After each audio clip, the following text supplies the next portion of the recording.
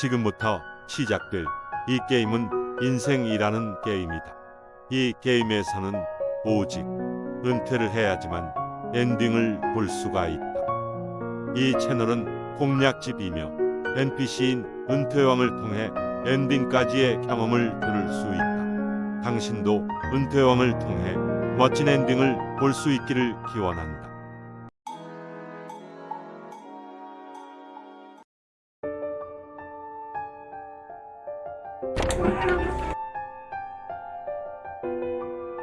안녕하세요. 여러분들의 은퇴를 도울 NPC 은퇴왕입니다. 이 세계에는 수많은 NPC가 존재합니다.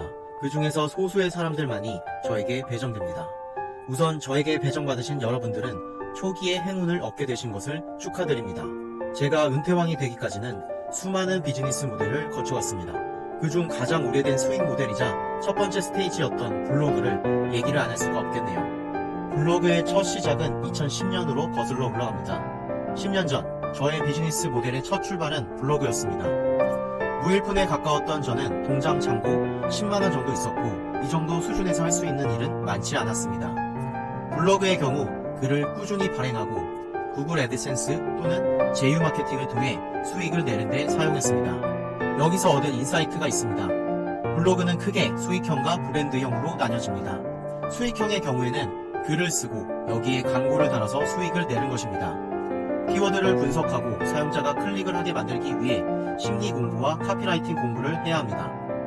이렇게 수익을 극대화시키는 유형의 블로그가 수익형 블로그입니다. 브랜드형 블로그의 경우에는 나 또는 회사의 컨셉에 맞는 블로그를 꾸미고 전문성을 어필하며 관련된 키워드들을 계속 잡아가고 꾸준한 포스팅으로 신뢰도를 높이며 내 비즈니스 모델을 소개하고 고객들이 블로그를 통해 구독자가 되며 팬이 되게 만들어가는 과정이 있습니다. 이것이 바로 브랜드형 블로그입니다. 블로그의 경우 수익형 블로그보다는 브랜드형 블로그가 수명이 훨씬 길다고 보시면 됩니다. 그래서 개인적으로는 수익형 블로그보다는 장기적으로 볼 때 브랜드형 블로그를 염두에 두시고 작업하시는 게 좋습니다.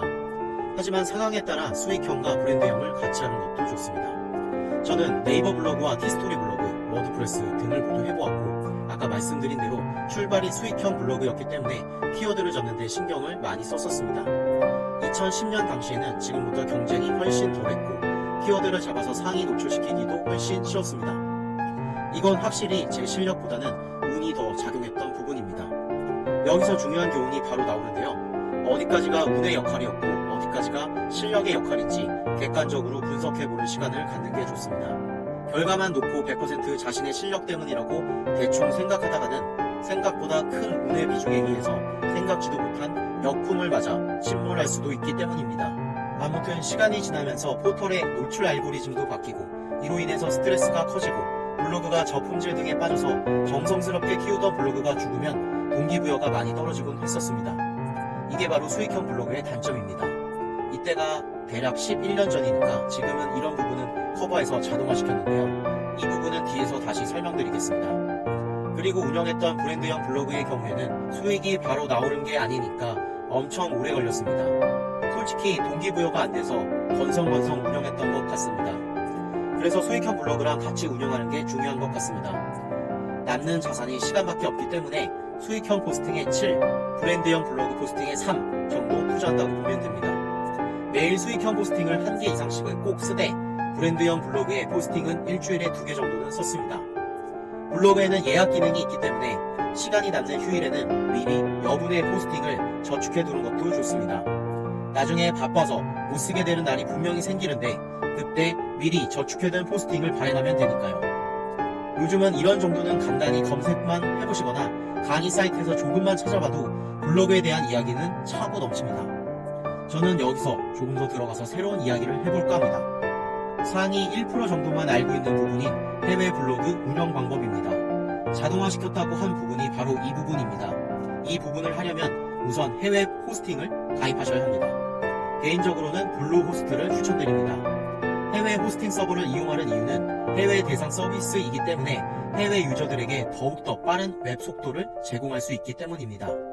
그리고 어떤 서비스를 해외 유저들에게 제공하고 싶은지는 카테고리를 정하고 이와 관련해서 정보를 크롤링할 수 있어야 합니다. 이런 기술적인 부분은 생활 코딩에서 파이썬, 웹 파트 부분을 공부하시면 좋습니다. 무료이기 때문에 누구나 이용 가능하다고 보시면 됩니다. 문과이신 분들이 코딩을 어려워하시는 경향이 있는데 그건 많이 안 해봐서입니다. 실제로 해보면 별거 없습니다. 이건 생전에 코딩 한번 안 해본 제 지인들에게 가르쳐본 결과 어렵다는 인식 때문이지 조금씩 진도를 나가면서 해보면 다들 결국 잘하게 되더군요. 그리고 여기서 중요한 것이 바로 페이스북 페이지 운영입니다. 이게 왜 중요하냐면 자동화가 된다고 수익이 자동화가 아니라 업무가 자동화가 되는 것이기 때문에 수익을 내려면 많은 노출이 되어야 하고 노출이 많이 되어야 관심 있는 사람들이 클릭을 하고 이 중 일부가 광고를 클릭해서 전환이 되기 때문입니다.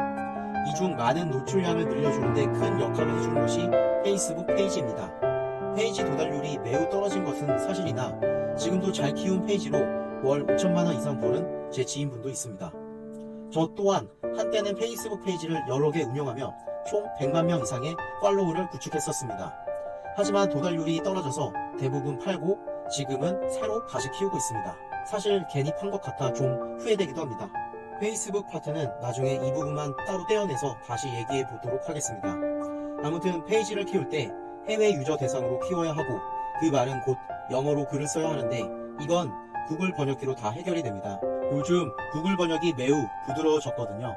이렇게 해서 페이지를 키우면서 페이지에 고객을 모아놓고 이 고객들이 내가 만들 블로그나 웹사이트의 포스팅으로 이동시키게끔 SNS 피드에 글을 올려주면 됩니다. 물론 여기에도 유튜브처럼 썸네일이나 카피라이팅 기술이 또 들어가니 카피 공부는 꾸준히 하셔야 합니다. 이렇게 하는 분들이 거의 극소수라 아마 강의나 유튜브 검색해도 거의 안 나올 거예요. 즉 이걸 보신 분들은 선구자라고 할 수 있는 얘기가 되겠죠. 이 중에서도 실천하는 사람이 보통 1% 정도라고 하면 이 방법은 굉장히 경쟁력 있는 방법이니 이 방향으로 공부해 보시는 것도 좋습니다. 보통 방향만 맞으면 느리더라도 결국 다른 사람보다 빨리 원하는 길에 도착하는 경향이 있는 것 같습니다. 다음 시간에는 은퇴왕의 또 다른 수익 모델에 대해서도 리뷰해 보도록 하겠습니다. 다음 수익 모델에 대해서 궁금하시다면 좋아요와 구독을 부탁드리겠습니다. 감사합니다.